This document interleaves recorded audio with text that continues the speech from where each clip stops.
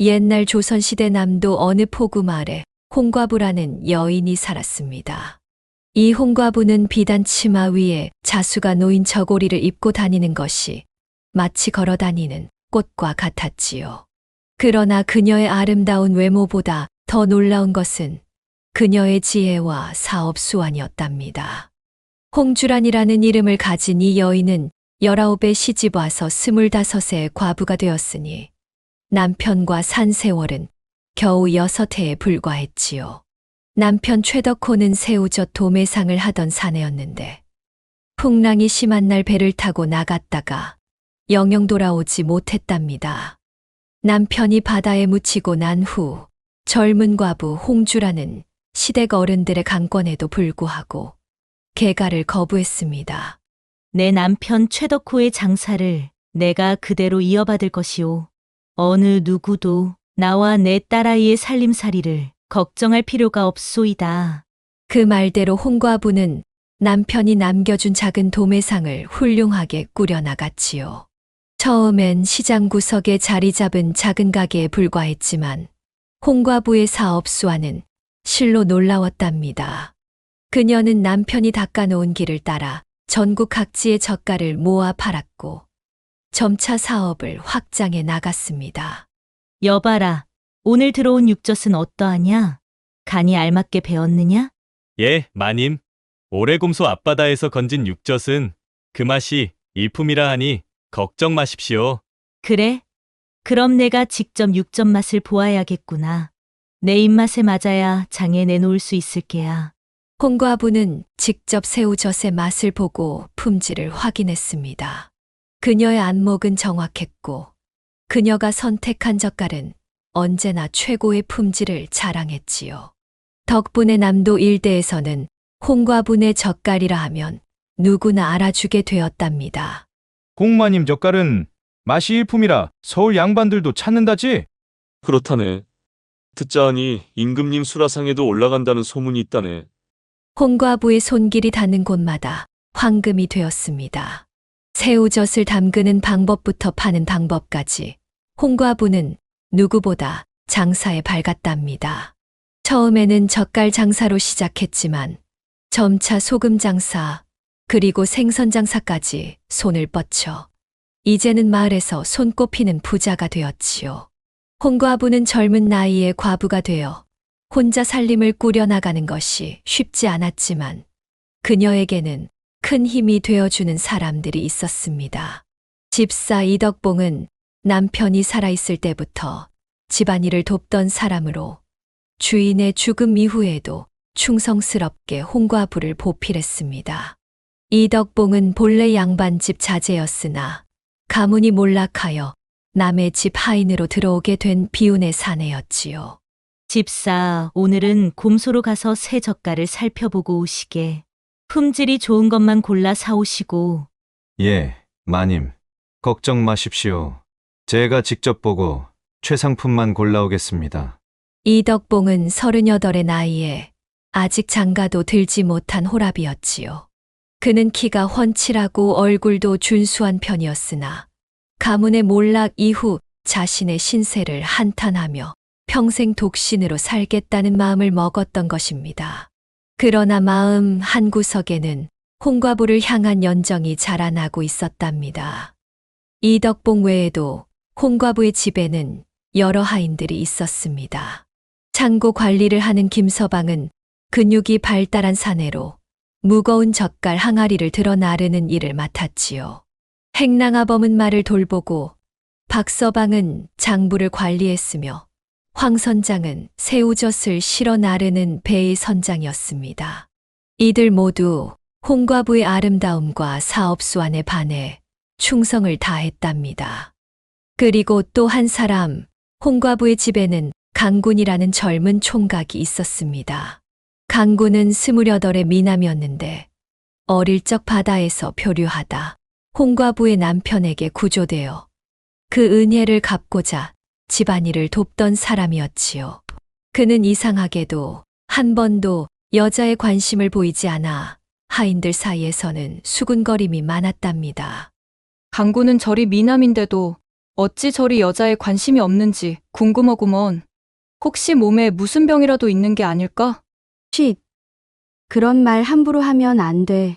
강구는 젓갈 품질을 가려내는 안목이 뛰어나 마님의 신임이 두터운 사람이라고. 이런 충직한 하인들 덕분에 홍과부의 사업은 나날이 번창했고, 그녀는 이제 포구마을에서 가장 부유한 사람 중 하나가 되었습니다. 그녀의 집은 기와를 얹은 대문채와 안채, 사랑채가 있는 큰 저택이었고, 마당에는 석가산과 연못까지 있었지요. 하지만 그런 홍과부에게도 한 가지 근심이 있었으니 바로 19된 무남동녀 외동딸 연심이었습니다. 연심은 얼굴이 어머니를 닮아 아름다웠고 성품도 온화하고 지혜로워 주변 사람들의 사랑을 많이 받았지요. 특히 아버지를 일찍 여인 탓에 더욱 어머니를 따르며 집안일을 돕곤 했답니다. 그런 연심이 어느 날 어머니에게 편지 한 통을 들고 왔습니다. 어머니, 외할머니께서 이번 여름에 놀러 오라는 편지를 보내셨어요. 그렇구나. 늙으신 어머니가 외손녀 얼굴이 보고 싶으신가 보구나. 홍과부의 친정은 백리나 떨어진 산골짜기에 있었습니다. 아무리 부지런히 걸어도 하룻밤 주막에서 묵어야 하는 먼 길이었지요. 그것도 19꽃다운 처녀가 혼자서 갈 수는 없는 노릇이었답니다. 어머니, 제발 외할머니 댁에 다녀올 수 있게 해주세요. 제가 태어나서 외할머니를 뵌 적이 몇 번 없잖아요. 알았구나. 하지만 내가 혼자 가기엔 너무 위험하니 누군가 데려다 줄 사람을 보내야겠구나. 홍과부는 누구를 딸의 호의로 보낼지 고민했습니다. 험한 세상에 19꽃다운 처녀를 누구에게 맡겨야 할지, 이것이 홍과부의 가장 큰 걱정이었지요. 허참, 새우젓 장사를 이만큼 키운 내가 딸아이를 제 외가에 보내는 일 하나 못한단 말인가. 홍과부는 며칠을 고민하다 기묘한 방법을 생각해냈습니다. 딸에게 동행할 하인을 뽑되 뱀이 화낼 정도로 고든 사내를 찾기로 한 것이지요. 홍과부는 돌아앉아 궁리했습니다. 젊은 처녀를 지키려면 정절이 있는 사내를 골라야 하는데 홍과부는 묘안을 생각해냈습니다. 그녀의 나이 이제 38, 피부는 매끈하고 가슴은 탱탱했으며 허리는 가느다란 버들가지 같았답니다. 하인들 중에서 그녀의 유혹에도 넘어가지 않는 사람이 있다면 바로 그 사람이야말로 딸아이를 안전하게 지켜줄 것이라 생각했지요. 그날부터 홍과부는 매일 밤 하인을 한 명씩 안방으로 불렀습니다. 달빛이 창문으로 비치는 방 안에서 호치마만 입고 보료에 누워 홍과부가 말했지요. 김서방, 내 다리 좀 주물러 주게나. 창고지기 김서방은 그 말을 듣자마자 얼어붙었습니다. 마님의 맨다리를 어찌 감히 만진단 말입니까? 김서방은 40이 넘은 나이에 아내와 세 아이를 두고 있었지만 홍과부의 미모에는 누구나 넋을 잃곤 했습니다. 뭘 망설이는가? 어서 내 다리 좀 주무르라니까. 김서방의 손이 떨리며 종아리서부터 무릎을 거쳐 허벅지까지 올라갔을 때 갑자기 홍과부가 말했습니다. 일어서 보게. 김서방이 일어나자 여름 헛바지를 뚫을듯이 그의 아랫도리가 솟아올랐지요. 김서방의 얼굴이 새빨갛게 달아올랐습니다. 마님, 오해 마십시오. 이것은 그런 것이 아니라 됐네. 나가보게. 아이고, 이게 웬일입니까? 김서방은 불합격이었습니다. 아무리 나이가 있고 가정이 있는 사내라도 홍과부의 미모 앞에서는 누구나 정신을 빼앗기게 마련이었습니다. 다음 날 밤 홍과부는 행랑아범을 불렀습니다. 행랑아범은 30 중반의 건장한 사내로 말 다루는 솜씨가 뛰어났지요. 평소 말들을 잘 돌보는 그의 손길은 홍과부의 다리를 주무를 때도 부드럽기 그지없었습니다. 행랑아범아, 내 어깨도 뻐근하구나. 어깨도 좀 주물러 줄 수 있겠나? 그럼요, 마님. 정성을 다하겠습니다. 말을 다루다 보니 손에 힘이 붙어 있어 어깨 주무르는 일이라면 자신 있습니다. 행랑아범은 과부의 어깨를 주무르면서 저도 모르게 점점 숨이 거칠어졌습니다. 그리고 결국 그도 김서방과 같은 신세가 되었습니다. 홑바지 안에서 불끈 솟아오른 남정네의 증표를 숨길 수가 없었지요. 됐네. 나가 보게. 행랑아범도 불합격이었습니다. 이후 박서방과 황 선장도 차례로 불려갔지만 결과는 마찬가지였습니다. 이들 모두 홍과부의 탐스러운 몸에 눈이 어두워져 아랫도리가 불끈 일어서는 못된 사내들이었답니다.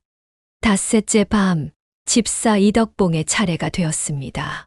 30대 후반의 호라비 집사는 집 안팎일을 도맡아 착실하게 일하며 늘 정직하게 홍과부에게 직언을 서슴지 않는 강직한 사람이었지요. 그는 양반집 자제 출신답게 예의와 절도를 중시했고 하인들 사이에서도 그 품위를 잃지 않았습니다. 이 집사 가까이 와서 내 다리 좀 주물러 주게. 이덕봉은 방에 들어서자 홍과부가 누워있는 모습을 보고 당황했습니다.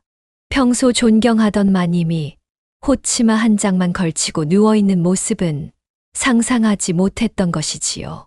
마님, 제가 감히 어찌 그리 할 수 있단 말입니까? 무슨 말을 그리 많이 하나?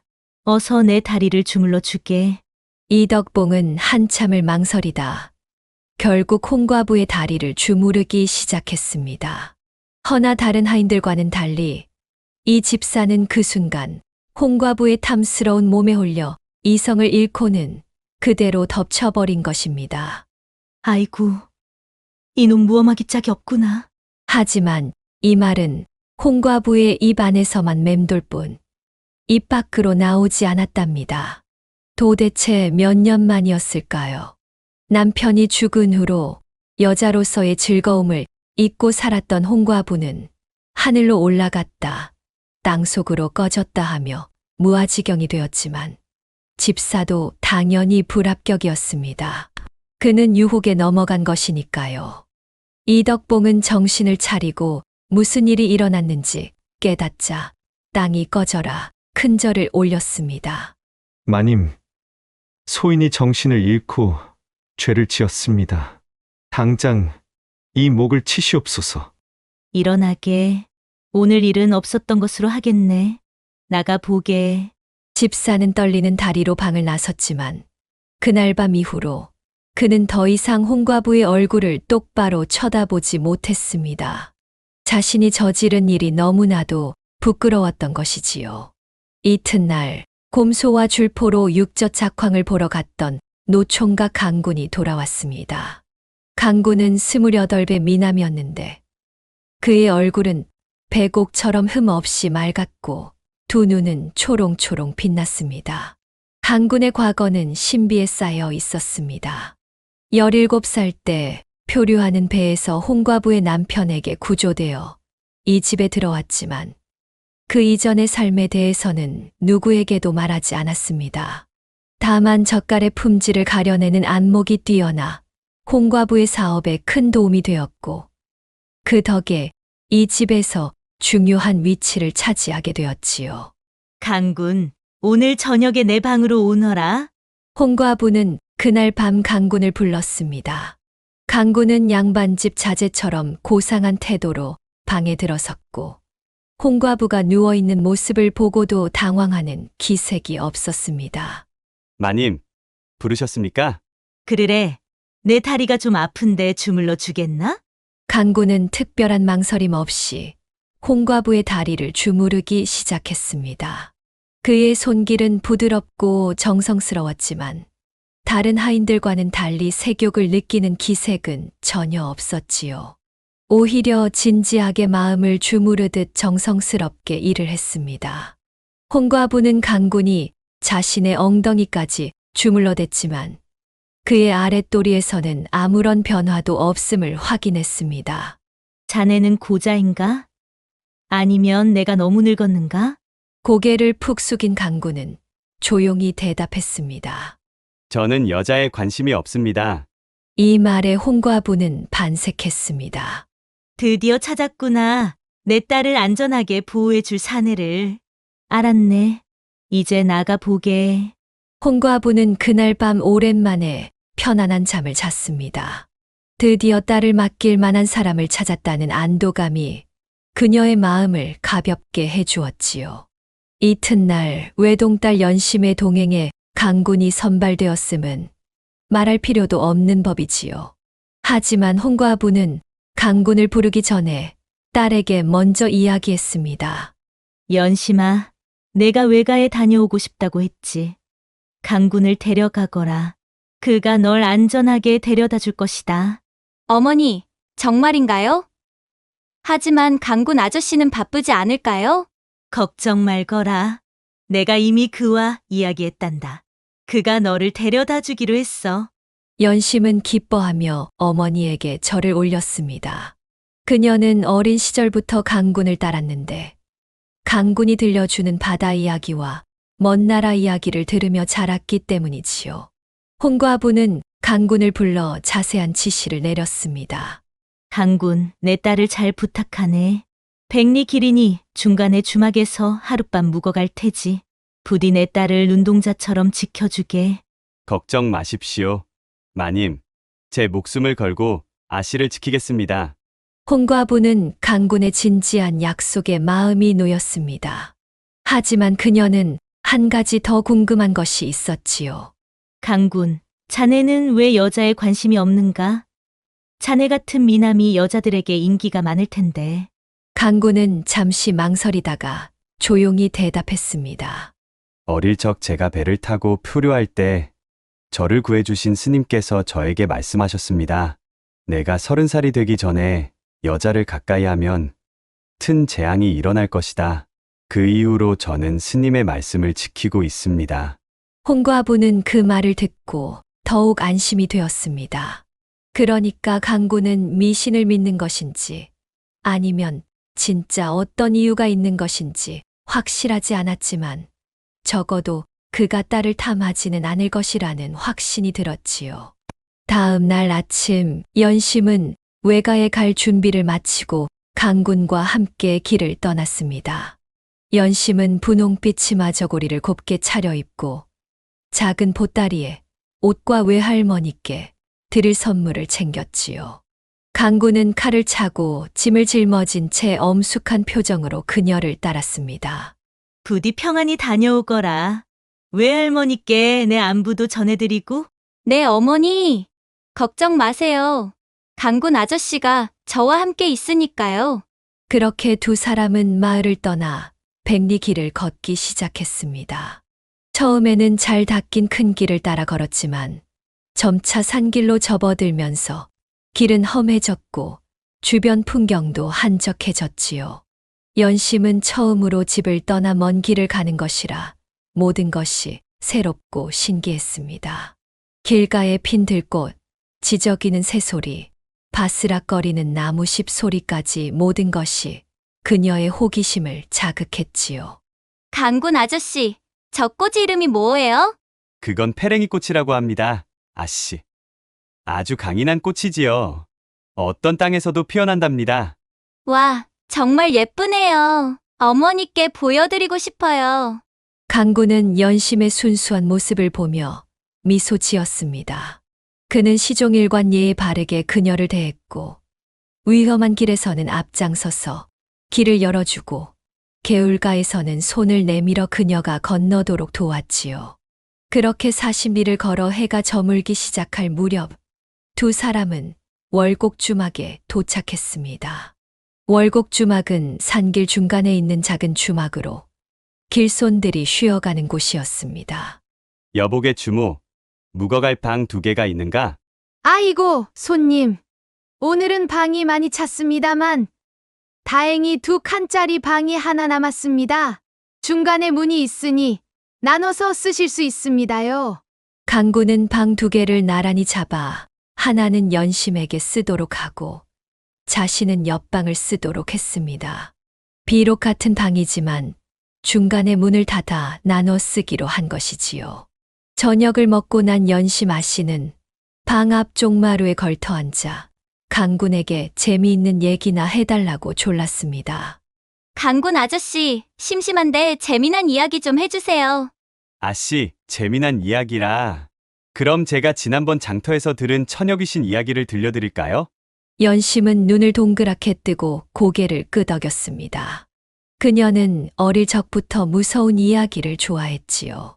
특히 강군이 들려주는 이야기는 마치 직접 본 것처럼 생생해서 더욱 재미있었습니다. 강군은 화려한 입심으로 자신이 본 듯이 피를 빨아먹는 처녀 귀신 얘기를 시작했습니다. 옛날 어느 산골 마을에 아주 예쁜 처녀가 살았답니다. 그 처녀는 부잣집 도령과 사랑에 빠졌지요. 하지만 도령의 부모님은 신분이 낮은 처녀와의 혼인을 반대했고 결국 도령은 다른 양반집 규수와 혼인하게 되었습니다. 아이고, 처녀가 얼마나 슬펐을까요? 그렇지요. 처녀는 너무 슬퍼 스스로 목숨을 끊고 말았습니다. 하지만 한이 맺혀 죽은 처녀는 귀신이 되어 돌아왔지요. 그리고 매일 밤 도령의 집을 찾아가 새색시의 피를 빨아먹었답니다. 강군은 이야기를 할 때마다 표정과 목소리를 바꾸며 마치 연극을 하듯 생생하게 들려주었습니다. 그 모습이 얼마나 섬뜩했던지 홍과부의 딸은 바짝 다가와 강군의 팔을 잡았지요. 아이고, 무서워라. 그런 귀신이 정말 있나요? 잊고 말고요. 특히 이런 달밝은 밤에 더 많이 나온다고 하니 아씨는 방문을 단단히 잠그고 주무셔야 합니다. 강군의 이야기를 들은 연심은 등골이 오싹해졌습니다. 특히 오늘 밤은 보름달이 유난히 밝아 그 이야기가 더욱 실감나게 느껴졌지요. 그런 귀신이 여기 월곡 주막에도 나타날까요? 글쎄요. 이 주막은 아주 오래되었다고 하니 어쩌면 그럴지도 모르지요. 특히 산속에 있는 주막이라 더욱 그렇지 않을까요? 연심은 강군의 말에 겁에 질려 어쩔 줄 몰라 했습니다. 강군은 그런 그녀를 보며 살짝 미소 지었지요. 하지만 걱정 마세요. 제가 옆방에서 지키고 있을 테니 아무 일도 없을 겁니다. 그렇게 두 사람은 각자의 방으로 들어갔습니다. 강군은 중간 문을 닫고 자신의 공간으로 들어갔고 연심은 무서운 이야기 때문에 한동안 잠을 이루지 못했지요. 그런데 얼마나 시간이 흘렀을까요? 강군은 조용히 방을 빠져나와 주막 뒤뜰로 향했습니다. 그곳에서 그는 반딧불 몇 마리를 조심스럽게 잡아 작은 병에 담았지요. 그리고 다시 방으로 돌아와 연심이 자고 있는지 확인한 후 살짝 들창으로 반딧불을 날려보냈습니다. 얼마 지나지 않아 한밤중에 갑자기 엄마야. 연심 아씨가 비명을 지르며 강군의 방으로 달려 들어왔습니다.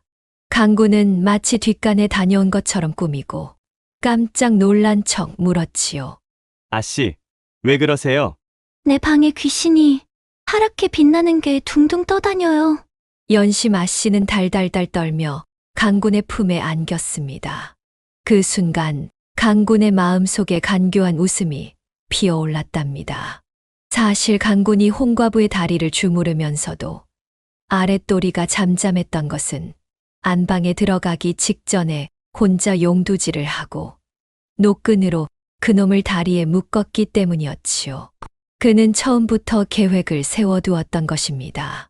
그리고 주막에서도 반딧불을 몇 마리 잡아 아씨방 들창 안으로 몰래 넣어 귀신처럼 보이게 했던 것이지요. 아씨, 괜찮습니다. 제가 있으니 걱정 마세요. 오늘 밤은 제 방에서 주무셔도 좋습니다. 연심은 너무 무서워 온몸을 떨었습니다. 그녀는 강군의 품에 안겨 계속 울먹였지요. 무서워요. 강군 아저씨. 저 혼자서는 못 자겠어요. 걱정 마세요. 제가 지켜드리겠습니다. 강군은 연심을 자신의 침상에 눕히고 자신은 방 한 구석에 앉아 밤을 지새우는 척했습니다. 하지만 연심이 잠들자 그는 슬며시 다가가 그녀의 옆에 누웠지요.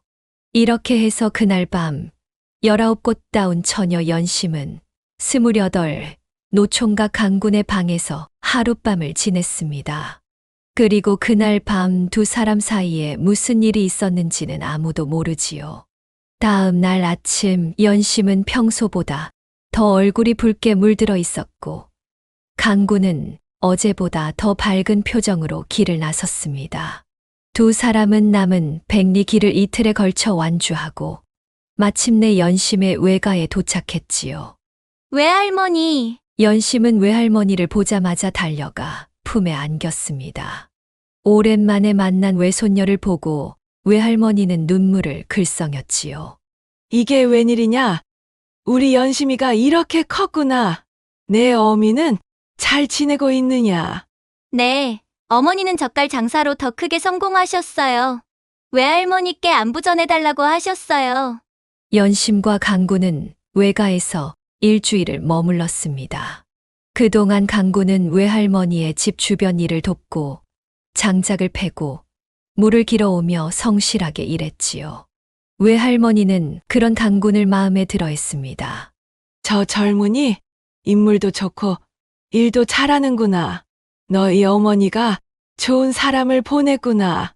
연심은 그런 외할머니의 말에 얼굴을 붉혔습니다. 그녀는 강군과 함께 산책을 하고 그의 이야기를 들으며 점점 그에게 마음을 빼앗기고 있었지요. 일주일이 지나고 두 사람은 다시 집으로 돌아가는 길에 올랐습니다. 이번에도 월곡주막에 묵게 되었는데 연심은 이제 귀신 이야기를 무서워하지 않았습니다. 오히려 그녀는 자진해서 강군과 같은 방에서 자겠다고 말했지요. 강군 아저씨, 이번에도 함께 자도 될까요? 혼자서는 아직도 무서워요. 강군은 그 말에 미소 지으며 고개를 끄덕였습니다. 그렇게 두 사람은 돌아오는 길에도 함께 밤을 보냈지요. 집에 돌아온 후 연심은 어머니에게 즐거웠던 외가 방문에 대해 이야기했습니다. 하지만 그녀는 강군과의 일에 대해서는 한마디도 하지 않았지요. 어머니, 외할머니께서 건강하셨어요. 어머니께 안부 전하라고 하셨고, 이건 외할머니께서 어머니께 보내신 약재예요. 고맙구나. 내 딸, 잘 다녀왔니? 강군이 너를 잘 모셨겠지? 네, 어머니. 강군 아저씨가 저를 아주 잘 보살펴 주셨어요. 연심의 얼굴에 스치는 미소를 본 홍과부는 무언가 눈치채는 듯했지만 딱히 말하지는 않았습니다. 그리고 석 달이 지난 어느 날 연심은 어머니에게 이상한 증상에 대해 털어놓았습니다. 어머니, 요즘 아침마다 속이 좋지 않아요. 그리고 냄새에 민감해져서 비린내만 맡아도 토할 것 같아요. 홍과부는 그 말을 듣자마자 딸의 얼굴을 유심히 살펴보았습니다. 연심의 얼굴은 평소보다 더 창백했고 눈 밑에는 눈그늘이 내려앉아 있었지요. 홍과부는 딸의 손을 잡고 물었습니다. 연심아, 혹시 달거리가 끊겼느냐? 연심은 얼굴을 붉히며 고개를 끄덕였습니다. 홍과부는 그제야 모든 것을 이해했습니다. 그녀의 딸에게 아이가 생긴 것이었지요. 이런, 누구의 아이냐? 강군이냐? 연심은 눈물을 글썽이며 고개를 끄덕였습니다. 홍과부는 한숨을 내쉬었지만 곧 미소를 지었습니다. 괜찮다, 내 딸. 이 어미가 다 알아서 할 테니 걱정 말 거라. 홍과부는 잠시 연심을 위로한 후 딸을 안방으로 돌려보냈습니다. 그리고 나서 그녀의 얼굴은 창백해졌다가 이내 붉게 달아올랐습니다. 이 천하의 죽일 놈을 보았나? 감히 나를 농락했단 말이냐? 그녀는 분노에 떨리는 손으로 강군을 불러들였습니다. 강군 내 이놈! 당장 이리 나오거라! 강군이 홍과부의 방 앞에 나타나자마자 그녀는 손에 들고 있던 부채로 그의 얼굴을 후려쳤습니다. 이 뱀 같은 놈! 내가 어찌 감히 내 딸에게 그런 짓을 했느냐? 내가 얼마나 너를 믿었는데! 강군은 고개를 숙인 채 꼼짝도 하지 않았습니다. 그의 얼굴에는 붉은 자국이 선명하게 남았지요. 마님 죄송합니다. 하지만 제 마음만은 진실입니다. 저는 아씨를 진심으로 사랑합니다. 사랑이라고? 내 딸의 순결을 빼앗고 감히 사랑을 말하느냐? 내가 어찌 여자에 관심이 없는 척하며 나를 속였느냐? 홍과부는 분노로 몸을 떨었습니다. 평소에 침착하고 이성적인 모습은 온데간데 없이 사라지고 그저 딸의 명예를 더럽힌 사내를 향한 분노만이 남아 있었지요. 당장 집에서 나가거라. 내 딸과 내 집안을 망치려 한 죄를 어찌 용서할 수 있겠느냐? 강군은 무릎을 꿇고 허리를 굽혔습니다. 마님, 제발 용서해 주십시오. 제가 비열한 방법으로 아씨에게 접근한 것은 사실이지만 제 마음만은 진실입니다. 저는 아씨가 처음 태어났을 때부터 지켜보며 자랐고 그 누구보다 아씨를 사랑합니다. 거짓말 마라. 내가 내 시험에 일부러 거짓으로 대답한 것이 아니냐? 네, 마님. 그것은 제 잘못입니다. 하지만 저는 아씨와 함께 할 기회가 없다고 생각했습니다. 제 신분으로는 감히 상상할 수 없는 일이라 여겼지요. 홍과부는 잠시 말을 멈추고 강군을 내려다보았습니다. 그녀의 분노는 여전했지만 그의 말에 조금은 마음이 흔들리고 있었지요. 내가 정말 내 딸을 사랑한다면 어찌하여 그리 비열한 방법을 썼느냐? 정정당당하게 청혼했어야 하지 않겠느냐? 마님, 제가 어찌 감히. 하지만 마님 말씀이 옳습니다. 제가 비겁했습니다. 아씨에게 직접 제 마음을 전하지 못하고 그런 술수를 써서 아씨를 속였습니다. 이제라도 제 목숨을 바쳐 아씨와 아이를 지키고 싶습니다. 홍과부는 한숨을 깊게 내쉬었습니다. 분노는 아직 가시지 않았지만 현실적으로 생각해봐야 했습니다. 딸은 이미 아이를 가졌고 그 아이는 무고한 생명이었지요. 나가 있거라. 내가 이 일을 어찌할지 생각해보마. 강군이 물러간 후 홍과부는 집사 이덕봉을 불렀습니다. 이덕봉은 그날 이후로 홍과부의 얼굴을 똑바로 쳐다보지 못하고 있었지요. 이 집사, 내 딸이 강군의 아이를 가졌네. 이덕봉은 깜짝 놀라 고개를 들었습니다. 그의 눈에는 당혹감이 가득했지요. 마님, 그게 어찌? 내 딸이 그 놈에게 속았다네. 나도 속았고 어찌 내가 이런 실수를. 홍과부의 목소리가 떨렸습니다. 이덕봉은 오랜 시간 그녀를 지켜보아온 사람으로서 그녀의 마음의 상처를 느낄 수 있었지요. 마님, 어찌하시겠습니까? 모르겠네. 강군을 내쫓고 싶지만 내 딸이 이미 아이를 가졌고 그 아이는 내 핏줄이라네. 어찌해야 할지 정말 모르겠네. 이덕봉은 용기를 내어 조심스럽게 말했습니다. 마님, 제가 한 말씀 드려도 되겠습니까? 말해보게. 강군이 비록 그런 술수를 썼지만 아씨를 정말 사랑하는 것 같습니다. 그리고 강군은 이 집에서 누구보다 성실하게 일했고 마님의 사업에도 큰 도움이 되었지요. 아씨와 아이를 위해서라도 혼인을 시키는 것이 좋지 않을까 싶습니다. 홍과부는 잠시 생각에 잠겼습니다. 이덕봉의 말이 일리가 있었지요. 하지만 그 놈을 어찌 용서할 수 있겠나? 우리 딸의 순결을. 마님, 세상 일이 다 뜻대로 되지는 않는 법입니다. 때로는 현실을 받아들이고 최선의 선택을 하는 것이 지혜로운 길일 수도 있습니다. 홍과부는 이덕봉의 진심 어린 조언에 마음이 조금씩 누그러졌습니다. 그는 언제나 그녀에게 현명한 조언을 해주었고 이번에도 그랬지요. 그렇구나. 집사의 말이 맞네. 하지만 그냥 용서할 수는 없어. 그놈에게 벌을 내려야겠어. 다음 날 홍과부는 강군을 다시 불렀습니다. 강군은 여전히 고개를 숙인 채 그녀 앞에 무릎을 꿇었지요. 강군, 내가 너에게 벌을 내리려고 한다. 네, 마님. 어떤 벌이라도 달게 받겠습니다. 첫째, 너는 3년 동안 매일 새벽부터 밤까지 일할 것이다. 평소보다 2배로 일하되 월급은 반으로 줄인다. 네, 마님. 둘째, 너는 내 딸에게 평생 충성을 맹세하고 단 한 번도 그녀를 배신하지 않을 것이다. 만약 딸에게 조금이라도 상처를 주면 너는 이 집에서 쫓겨날 것이다. 물론입니다, 마님. 제 목숨을 걸고 맹세합니다. 셋째, 너는 내 딸과 혼례를 올리고 곧 태어날 내 외손자를 정성껏 키울 것이다. 강군의 눈이 희망으로 빛났습니다. 마님, 정말 정말 혼례를 허락해 주시는 겁니까? 그렇다. 하지만 내 딸의 행복을 위해서일 뿐이니 그 점을 명심하거라. 감사합니다, 마님. 제가 평생 아씨를 행복하게 해드리겠습니다. 홍과부는 고개를 돌렸습니다. 그녀는 아직도 완전히 화가 풀리지는 않았지만 딸의 행복을 위해 이 결정을 내렸던 것이지요. 그날 저녁 홍과부는 혼자서 정원을 거닐다가 집사 이덕봉과 마주쳤습니다.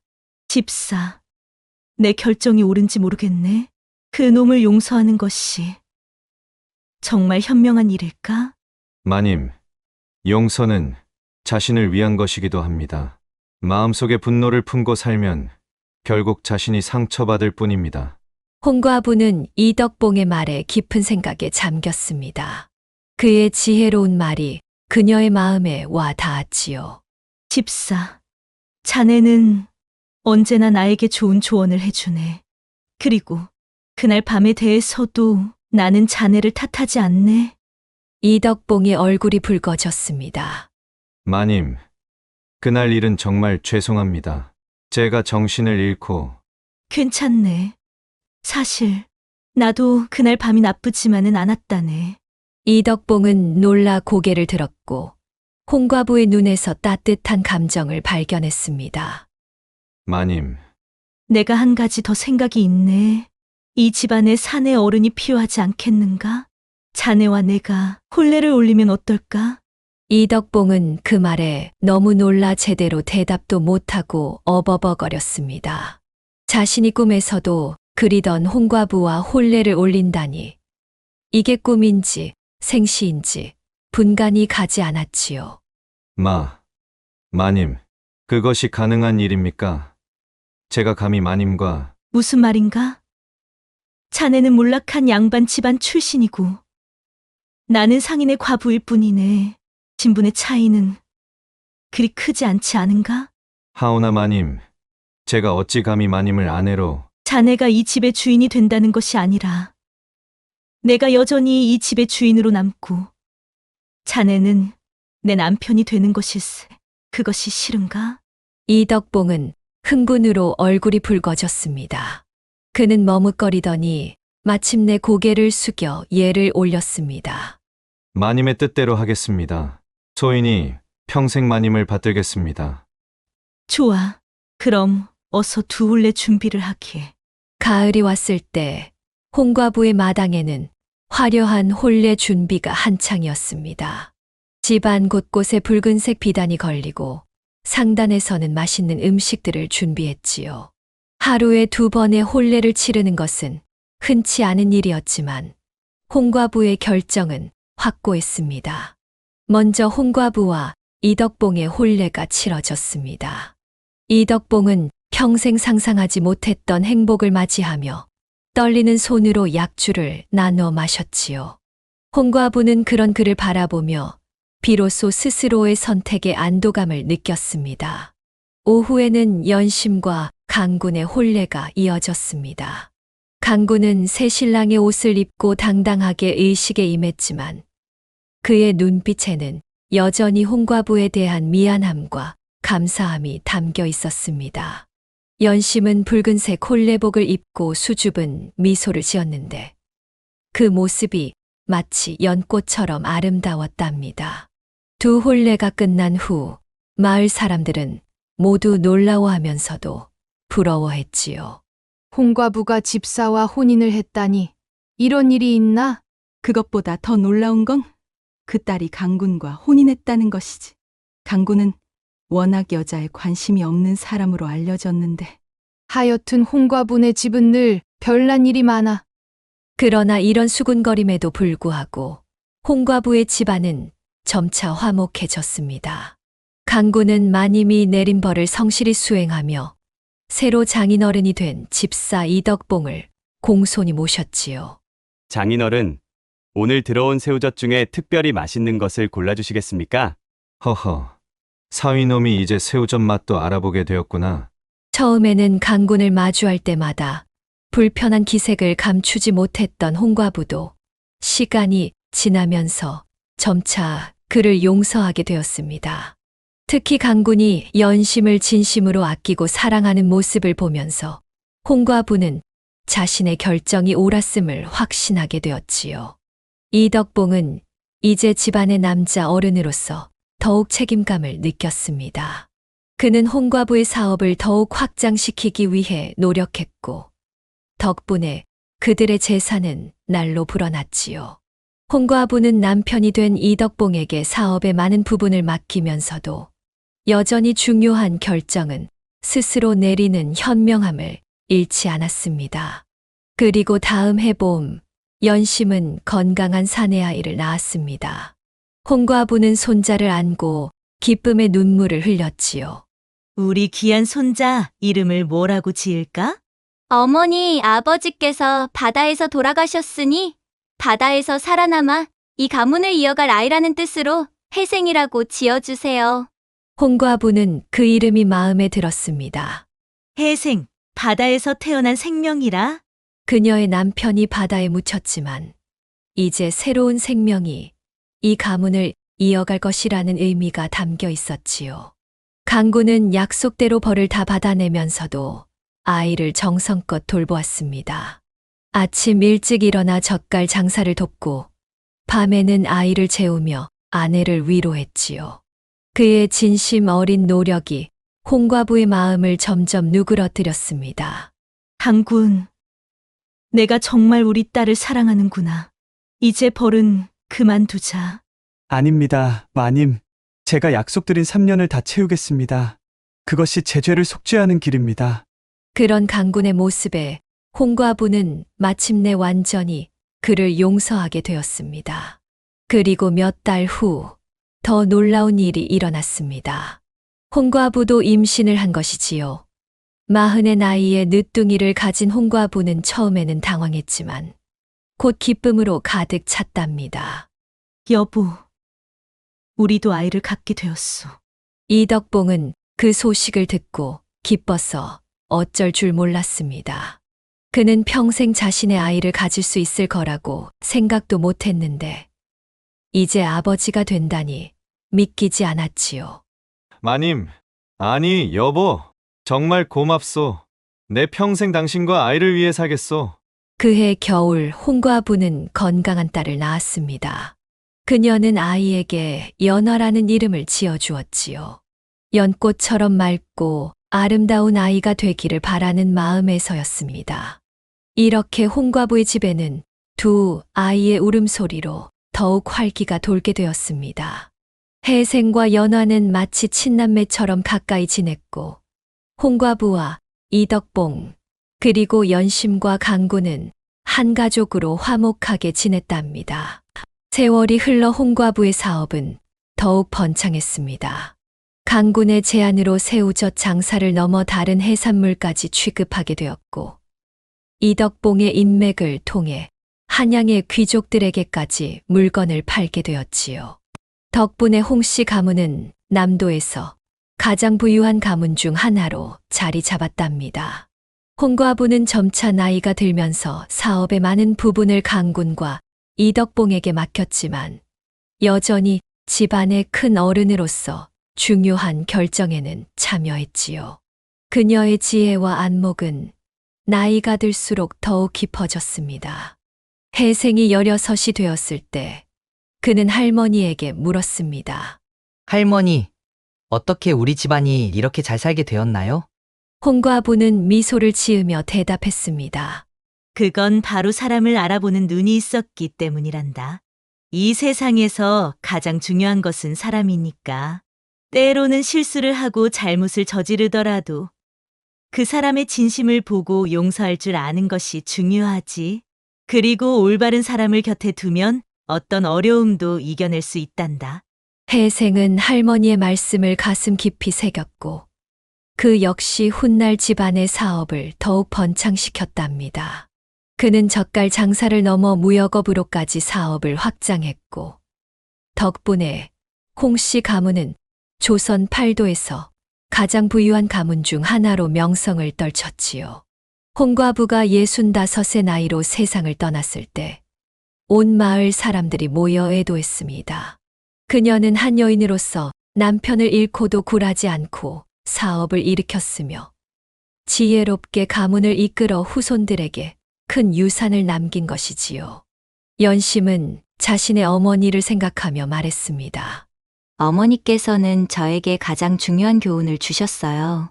사람의 진심을 보는 법, 실수를 용서하는 법, 그리고 가족을 위해 현명한 결정을 내리는 법을 가르쳐 주셨지요. 저도 어머니처럼 우리 가문을 잘 지켜나갈 것입니다. 다음 이야기가 지금 시작됩니다. 구독과 좋아요는 큰 힘이 됩니다. 옛날 조선시대 한강 상류 작은 마을 청포 나룻가에는 단 두 집만이 외롭게 자리하고 있었습니다. 강과 맞닿은 나루터에는 평생을 뱃사공으로 세월을 보낸 장노인의 초가집이 자리했고 그 옆으로 농사를 짓는 허서방 내외의 집이 있었지요. 두 집은 피는 다를지언정 한 가족처럼 정답게 지냈답니다. 장노인은 젊었을 적 큰 홍수에서 가족을 잃은 후 혼자 나루터를 지키며 사람들을 건네주는 일로 평생을 살아왔지요. 키는 작았지만 단단한 근육과 굵은 손으로 누구보다 능숙하게 노를 저었답니다. 그의 얼굴에는 세월의 흔적이 깊게 새겨져 있었으나 눈빛만은 푸른 강물처럼 맑고 깊었습니다. 허서방, 조금만 건너편에 다녀올 테니 배 좀 봐주시게나. 걱정 마시고 다녀오세요. 어르신 자리는 제가 든든히 지키고 있을게요. 허서방은 근면성실한 농부로 장노인과는 달리 이 마을에서 태어나 자랐습니다. 어깨가 넓고 키가 훤칠한 그는 땅을 갈고 씨를 뿌리는 일에 일가견이 있었지요. 특히 그의 손에서 자란 보리는 온 마을에서 맛있기로 소문이 자자했답니다. 허서방의 아내는 동네에서 손꼽히는 미인으로 둘은 금슬 좋은 부부로 알려졌습니다. 장노인과 허서방은 소나기가 내릴 때면 함께 술상을 펴고 이야기를 나누곤 했지요. 봄이면 두 사람이 강변에 모종을 내고 가을이면 함께 수확을 하며 서로에게 의지했답니다. 허서방, 자네는 왜 이 외진 곳에 남아있나? 자네 재주라면 고을에 가도 큰 농사꾼이 될 수 있을 텐데. 어르신, 저는 이 강물 소리가 좋고 강 건너 산의 전기가 흐르는 이 땅이 좋습니다. 그리고 어르신 혼자 계시면 외로우실 것 같아서요. 그런 정답던 두 집 사이에 변화가 찾아온 것은 지난 봄 어느 날이었습니다. 장노인이 곧불을 심하게 앓게 된 것이지요. 병석에 누운 노인을 본 허서방은 농사일을 제쳐두고 장노인 대신 노를 저어 길손들을 도강시켰답니다. 여보게, 조금만 더 힘을 내게. 내 빨리 강 건너에 도착해야 한다네.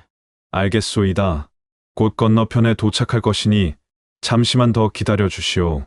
강 건너기를 기다리는 이들은 많았고 허서방은 땀을 뻘뻘 흘리며 노를 저었지요.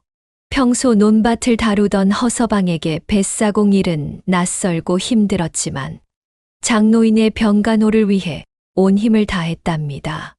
이 강은 성격이 제멋대로라네. 어디는 물살이 센지, 어디는 여울이 있는지 잘 살펴야 한다네. 어르신 말씀대로 하겠습니다. 강의 성질을 잘 읽어야 배가 뒤집히지 않는 법이지요. 그날 저녁 허서방은 하루 종일 번 수입을 모두 장노인에게 가져다 주었습니다. 장노인은 고맙다는 듯 허서방을 머리맡에 앉혔지요. 침상에 누운 장노인의 얼굴은 창백했고 숨소리는 거칠었답니다. 내 몸이 점점 무거워지는구나. 아마도 이제 목숨이 단 것 같네. 어르신, 무슨 말씀을 그렇게 하십니까? 빨리 쾌차하셔야지요. 내일도 제가 대신 노를 저을 테니 편히 쉬십시오. 고맙네, 허서방.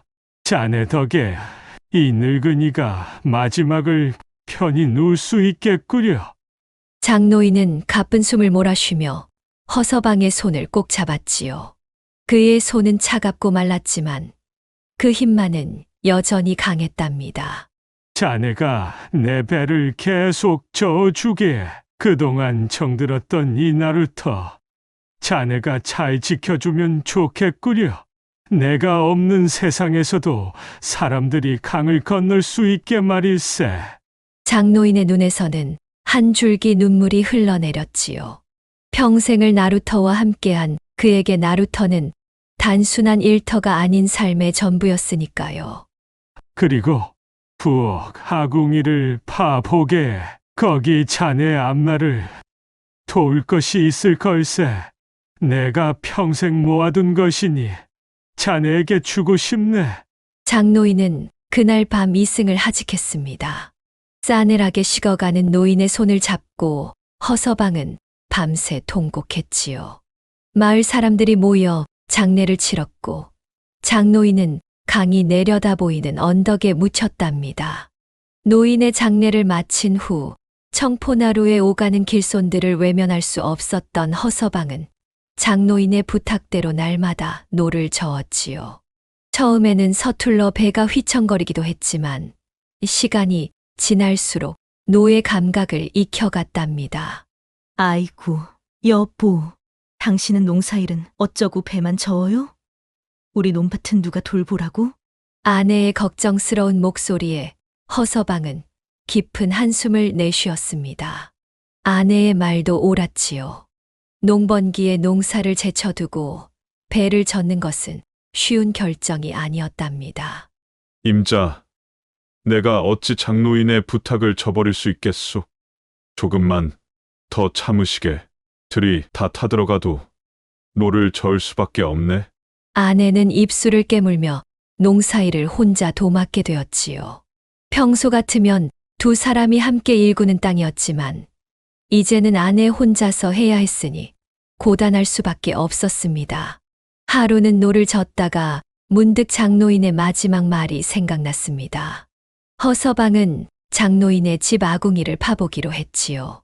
밤이 깊어 사람들이 모두 잠든 시간, 허서방은 조심스레 장노인의 집으로 들어갔습니다. 장노인, 제가 아궁이를 파봅니다. 무슨 뜻으로 그렇게 말씀하셨는지. 삽으로 조심스레 흙을 파헤치니 이윽고 단단한 것이 손에 닿았습니다. 허서방은 흙을 더 파내어 그것을 꺼냈지요. 항아리였습니다. 손으로 뚜껑을 열자 거기에는 돈이 가득 들어 있었답니다. 아니, 이게 다 무엇란 말이냐? 장노인이 평생 모아둔 것인가? 허서방은 너무 놀라 한동안 말을 잇지 못했습니다. 항아리 속을 가득 채운 돈은 장노인이 평생 나루터에서 번 돈을 차곡차곡 모아둔 것이었을 터였지요. 그 많은 돈을 보자 허서방의 마음속에는 욕심이 피어났습니다. 이 돈이면 좋은 땅을 더 살 수도 있고 집도 넓히고 아내에게 좋은 옷도 해줄 수 있겠구나. 하지만 이상하게도 항아리를 아내에게 보여주고 싶은 마음이 생기지 않았지요. 허서방은 항아리를 다시 묻어두고 그 사실을 아무에게도 말하지 않았답니다. 금슬 좋기로 소문난 허서방 내외는 농사일과 나루터 일을 나누어 하다 보니 함께 보내는 시간이 줄어들었지요. 그전에는 하루가 멀다 하고 운우의 정을 나눴지만 요즘은 아내의 치마를 벗기고 싶은 생각이 싹 달아났답니다. 원래 허서방의 아내는 동네에서 손꼽히는 미인이었지요. 앞 코숭이 높고 눈매가 맑아 처녀 때는 주변 고을에서도 청혼이 끊이지 않았답니다. 하지만 허서방을 만나 눈이 맞았고 둘은 부모의 허락을 받아 혼인을 했지요. 살림도 알뜰히 꾸리고 시어머니 봉양도 정성껏 하는 며느리였기에 마을 사람들의 부러움을 샀답니다. 그런 아내가 지금은 헝클어진 머리, 까맣게 탄 얼굴, 거친 손, 때 묻은 옷으로 변해 있었지요. 뱃사공 일을 하게 된 허서방 대신 아내가 농사일을 도맡다 보니 예전의 고운 자태는 온데간데 없었답니다. 여보, 오늘은 좀 일찍 들어오시오. 찬밥 말고 따뜻한 밥 지어 놓을 테니. 아내는 여전히 정성껏 살림을 꾸렸지만 허서방의 마음은 점차 다른 곳으로 향하고 있었습니다. 오늘은 좀 늦을 것 같소. 기다리지 말고 먼저 주무시게. 그렇게 허서방은 아내의 정성을 외면하고 바람이 났답니다. 손님이 끊어진 저녁이면 장노인의 항아리에서 꺼낸 돈으로 강 건너 신비 밖에 있는 저작거리로 나가 기방 출입을 하기 시작했지요. 처음에는 단순한 호기심이었습니다. 기방이 어떤 곳인지, 많은 남자들이 드나드는 이유가 무엇인지 알고 싶었지요. 하지만 한 번 발을 들인 후에는 그 매력에서 헤어나올 수 없었답니다. 하얀 얼굴에 섬섬옥수로 따라주는 약주를 마시며 허서방은 기생 치마폭에 퐁당 빠지고 말았답니다. 서방님, 오늘도 와주셨네요. 이 몸이 서방님만 기다렸다니까요. 기생 홍라는 허서방이 찾는 기방의 꽃이었지요. 춤과 노래 솜씨가 뛰어나 많은 남자들이 찾았지만 허서방이 장노인의 항아리에서 꺼낸 돈으로 넉넉하게 지불하자 홍라는 허서방만을 찾게 되었답니다. 홍라는 17의 기생으로 팔려와 이제 23의 나이에 저작거리에서 가장 인기 있는 기생이 되었습니다. 눈웃음 하나로 남자들의 넋을 빼앗는 홍란의 손길은 허서방의 마음까지 사로잡았지요. 서방님, 어디 살고 계시는지 말씀해 주세요. 언젠가 한번 서방님 사는 곳을 보고 싶어요. 이 서방은 청포나루에서 뱃사공을 하고 있다오. 바다처럼 넓은 강은 아니지만 그래도 내 배를 타본 사람들은 모두 편안하다 하지. 정말요? 어쩜, 그럼 서방님은 힘도 장사시겠네요. 배 젓는 일이 쉽지 않다고 들었는데. 그렇게 홍란의 감탄과 칭찬에 취해 허서방은 밤마다 기방을 찾았고 뱃사공 일에 지친 몸을 달래는 시간은 점점 늘어났지요. 장노인의 돈으로 호사를 누리니 마음은 한없이 풍요로웠지만 그만큼 가정에는 소홀해졌답니다. 내 웃음소리만 들으면 이 허안이 세상 근심 다 있는구나. 서방님, 제가 술상을 가득 채워드릴 테니 근심 따위는 다 날려버리세요. 홍란의 교태에 취한 허서방은 밤이 깊은 줄도 모르고 시간을 보냈습니다. 아내가 기다릴 집은 점점 더 멀게만 느껴졌지요. 한편 허서방의 아내는 남편이 돌아오길 기다리며 등불을 밝혀두곤 했습니다. 집에 혼자 남은 밤이 많아질수록 아내의 마음에는 걱정과 의심이 피어났지요. 날이 배를 타고 건너가려 합니다. 어디로 가시는 길이시오? 저작거리에 일이 있습니다. 해가 지기 전에 다시 돌아올 테니 기다려 주시오. 그날 아내는 손에 보자기를 들고 남편의 배에 올랐습니다. 허서방을 따라가 보기로 결심한 것이지요. 먼 길을 걸어 저작거리에 도착하니 과연 남편은 기방에 앉아 기생과 술을 마시고 있었습니다. 아내의 마음은 산산이 부서졌지요. 이제야 알겠구나. 당신이 왜 밤마다 집을 비우는지. 아내는 눈물을 삼키며 돌아왔고 그날 이후 남편의 귀가를 더 이상 기다리지 않았답니다. 대신 자신을 가꾸기 시작했지요. 매일 틈틈이 얼굴에 분을 바르고 머리를 곱게 빗었으며 남편 몰래 좋은 옷감을 사서 새 옷을 지었답니다. 어느 날 새벽녘에야 집에 들어온 허서방은 기침 소리와 함께 꾸벅꾸벅 졸고 있는 아내를 보았습니다.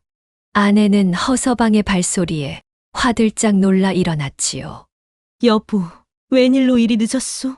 혹시 무슨 일이라도 있었소? 아내의 물음에는 원망이 아닌 걱정이 담겨 있었지만 술에 취한 허서방은 이를 참견으로 여겼습니다. 시끄럽다. 내가 언제 들어오든 무슨 상관이냐. 내까지 것이 감히 내게 말대꾸를 해. 내가 마음에 안 들면 당장 집을 나가라고. 이 말과 함께 허서방은 불같이 화를 내며 아내에게 손찌검을 했답니다. 아내의 뺨을 때린 것이지요. 그날 이후 집안은 쥐 죽은 듯 조용해졌습니다. 아내는 남편의 눈치를 살피며 입을 꼭 다물었고 허서방은 더욱 대담하게 밤늦게 귀가했지요. 여보, 나 때문에 힘드시지요? 당신 없이도 저 혼자 살 수 있으니 걱정 마시고 당신 하고 싶은 대로 하세요. 아내의 말에 허서방은 흠칫했지만 이내 고개를 돌렸습니다. 내 걱정은 하지 말고 그저 집안일이나 잘하면 되겠소. 그렇게 두 달이 흘렀습니다. 여름의 뜨거운 햇살이 강물을 반짝이게 하던 어느 날이었지요. 마지막 길손을 건네준 허서방이 배를 댄 후 저작거리 기생집으로 가려는데 아리따운 여인이 저녁 노을을 받으며 강 건너에서 배를 기다리는 모습이 보였습니다. 아니, 이 시간에 저런 아리따운 처자가? 허서방은 호기심에 배를 저었지요. 붉은 노을빛이 여인의 모습을 더욱 신비롭게 만들었습니다. 가까이 다가갈수록 여인의 아름다움은 더욱 뚜렷해졌지요. 저녁 햇살이 여인의 세모시 치마와 고쟁이에 파고들어 아랫도리 몸매가 그대로 드러났답니다. 허서방의 하초가 불끈 솟았지요. 어서 오시오. 어디로 가시는 길이오? 배가 닿았습니다. 이럴 수가. 그 여인은 바로 아내였습니다. 아내는 작은 보따리 하나만 안고 배에 올랐지요. 동백기름을 바른 흑당 같은 머리에 분을 바른 얼굴은 이목구비가 또렷하고 어깨선이 잘 내려와 개미허리에 닿았답니다. 아무리 봐도 분을 떡칠한 기생홍남보다 10배는 더 예뻤지요. 아니, 당신이 왜 여기에? 허서방은 놀라 말을 잇지 못했습니다. 눈앞의 아내는 그동안 보아왔던 모습과 너무나 달랐지요. 피부는 하얗게 가꿔져 있었고 입술은 연지로 붉게 물들여져 있었습니다. 무엇보다 눈빛에 담긴 당당함이 허서방을 압도했답니다. 아내는 가볍게 고개를 숙이고는 노젓기를 재촉했답니다. 어서 건너편으로 저어주시오. 시간이 많지 않답니다. 임자, 당신 지금 어디로 가는 길이오? 허서방은 당황한 기색을 감추지 못했습니다. 집을 나서는 아내의 모습이 낯설었지요. 소첩은 이제 떠납니다. 부디 몸성이 잘 사십시오. 아내의 말투까지 달라져 있었습니다. 마치 처음 만난 낯선이처럼 공손하게 말했지요. 허서방은 당황했지만 곧 태도를 바꾸었습니다. 호기심과 욕망이 뒤섞인 감정으로 아내를 바라보았지요. 잠깐, 내 배를 타고 강을 건너려면 뱃삭을 내야지. 돈 없는 사람은 태우지 않는 법이라오. 당신은 내 배를 수없이 탔었지만 한 번도 뱃삭을 낸 적이 없었습니다. 아내가 쓸쓸하게 웃으며 말했습니다. 그 말에 허서방은 가슴이 찌릿했지요. 아내의 말은 단순히 배에 오르는 것을 넘어 그동안의 부부 생활을 의미하는 것처럼 들렸습니다. 그때야 가시버시 부부였으니 줄 일도 받을 일도 없었지만 이제는 남남이니 당연히 뱃삭을 받아야 하지 않겠소. 허서방의 말에 아내는 고개를 들어 눈물 어린 눈으로 그를 바라보았지요. 그 눈빛에는 서운함과 아픔, 그리고 미련이 복잡하게 얽혀 있었습니다. 내 수중에는 한 푼도 없으니 관가에 고발을 하든가 맘대로 하시구려. 아내가 앙칼지게 말했지만 그 목소리는 살짝 떨리고 있었답니다. 강인한 척하지만 내면의 아픔이 느껴졌지요. 허서방은 아내의 모습에 가슴이 저렸습니다. 오랜 세월 함께한 아내, 자신의 무관심과 방탕함에도 묵묵히 집을 지켜온 아내였지요. 아내는 여전히 아름다웠고 기생들보다 더 청초하고 고왔답니다. 그제야 허서방은 자신이 얼마나 어리석었는지 깨달았지요. 임자. 허서방의 목소리가 떨렸습니다. 그동안 쌓아온 오만과 아집이 무너지는 소리였지요. 뭔가요? 어서 건너편으로 가게 해주세요. 더 이상 여기 있고 싶지 않습니다. 그럼 나도 예전처럼 임자의 배에 무임승선하겠소. 허서방은 그렇게 말하고는 와락 아내를 껴안고 나루터 풀숲에 눕혔답니다. 먹구름이 몰려와 장대비가 쏟아졌지만 두 사람은 아랑곳하지 않고 서로의 온기를 나누었지요. 빗소리와 함께 두 사람의 숨소리가 하나가 되었습니다. 여보, 이 못난 남편을 용서해 주시겠소? 다시는 임자를 마음 아프게 하지 않을 것이오. 내가 얼마나 어리석었는지. 허서방의 목소리에는 참회와 애원이 담겨 있었습니다. 그는 아내의 눈물을 손가락으로 닦아주었지요. 당신이 돌아오기만을 기다렸습니다. 이젠 다시는 떠나지 마시오. 내 마음이 다시는 흔들리지 않게 해주시오. 아내의 말에 허서방은 고개를 끄덕였습니다. 두 사람은 빗속에서 오랜만에 서로를 바라보며 미소 지었지요. 비가 그치고 구름 사이로 햇살이 비추자 두 사람은 손을 맞잡고 집으로 돌아갔답니다. 허서방은 그날 이후 2번 다시 한눈을 팔지 않았고 장노인의 항아리에서 나온 돈으로 아내와 함께 더 넓은 농토를 사서 부지런히 살았답니다. 기방에 출입하던 날들은 마치 꿈처럼 흩어졌고 허서방은 다시 아내를 첫날처럼 사랑하게 되었지요. 여보, 이번에 수확한 보리로 떡을 해서 동네 아이들에게 나눠줍시다. 좋은 생각이오. 장노인도 살아계셨다면 좋아하셨을 거예요.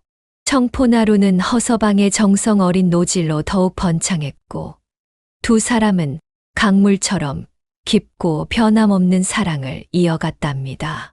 나루터에는 장노인을 기리는 작은 비석이 세워졌고 허서방과 아내는 매년 노인의 제삿날이면 그 앞에 음식을 차려놓고 감사의 마음을 전했습니다. 세월이 흘러 허서방의 머리카락에도 흰 서리가 내렸을 때 그는 젊은 뱃사공을 데려와 나루터 일을 가르쳤습니다. 장노인에게 받은 은혜를 이제는 다른 이에게 베푸는 삶이 되었지요. 자네, 이 나루터는 단순히 사람들을 건너게 하는 곳이 아니라네. 인연을 이어주고 사랑을 되찾게 해주는 신비한 곳이지. 허서방은 젊은 뱃사공에게 늘 그렇게 말했답니다. 그리고 장노인의 이야기와 자신이 겪은 일을 들려주었지요. 장노인 덕분에 나는 돈도 얻었지만 더 중요한 것은 진정한 사랑과 행복이 무엇인지 깨달았다네. 어리석은 욕심에 눈이 멀어 소중한 것을 놓칠 뻔했지. 그렇게 허서방과 아내는 청포나루에서 평생을 함께하며 행복하게 살았답니다. 두 사람의 사랑 이야기는 강을 건너는 이들의 입에 오르내리며 오랫동안 전해졌지요. 우리 인생도 마찬가지가 아닐까요? 때로는 눈앞의 화려함에 현혹되어 진정으로 소중한 것을 놓치게 됩니다. 하지만 언제든 돌아설 용기만 있다면 진정한 행복을 다시 찾을 수 있을 것입니다.